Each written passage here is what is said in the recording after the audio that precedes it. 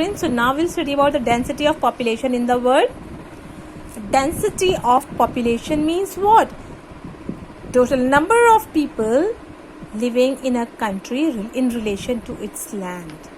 Okay, this is the definition, or this is the formula for calculating the density of population. So density of population is the total number of people living in a country in relation to its land.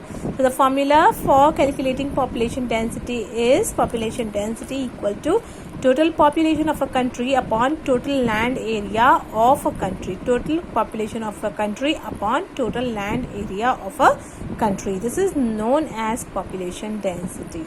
And according to, on the basis of population distribution, there could be three types of zone: the densely populated region, the moderately populated regions, and the sparsely populated region.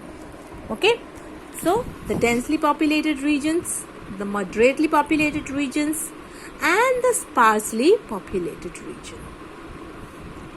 Now, first of all, we will see densely populated region. The densely populated regions of the world are the countries, are developed, you can say, are the countries like China, Japan, India, UK, France, etc. And why these countries have so dense population? It's because they have a favorable climatic condition. Means the climate there is quite favorable for the survival of the people, and because they are getting more economic opportunities. There may be more employment opportunities are available there. That's why people are preferring to live in those regions. As a result, these regions are densely populated regions. Now when we take the example of the densely populated region, then these are the countries of Central and Southeast Asia like China, Japan, India, Bangladesh, Pakistan, Sri Lanka, Indonesia, Malaysia, Thailand, etc. And in the Western and Central Europe, these are the countries like UK, France, Italy, Denmark, Holland, Germany, Belgium, Europe, and Russia and Ukraine. So these countries are the most densely populated countries. Then in America, the northeastern USA, these are the areas around the Great Lake region, which is the most populated region of USA and Canada. So all these countries, all these regions are so densely populated because of the better facilities, because of the better climatic condition, because of the better economic and employment opportunities. These three factors makes these regions the most populous one. So then the sparsely populated. Sparsely populated means these regions are those where very less number of people are living per square kilometer. Okay, very less number of people are living per square kilometer, and this is because of what? What are the reasons why some of the regions are having so less population? These are, if you look at this, the main factor behind our area being densely populated or sparsely populated is the climatic factor. Climatic factor is the most important one. So as I told you, the densely populated region have a very favorable climatic condition.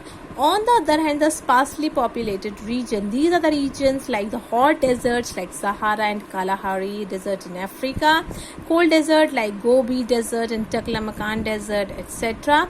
Then these are the polar regions.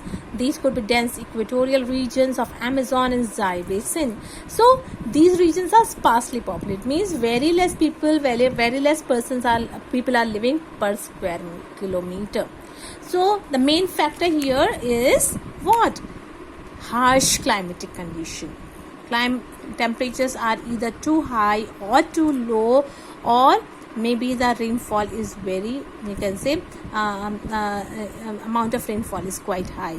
Because of that, these regions are sparsely populated. So let's take the example, the hot desert like the Sahara and Kalahari of Africa, the Arabian Desert, the Thar Desert of Asia, Atacama and Patagonia Desert of South America, Great Australian Desert, and Arizona Desert of USA.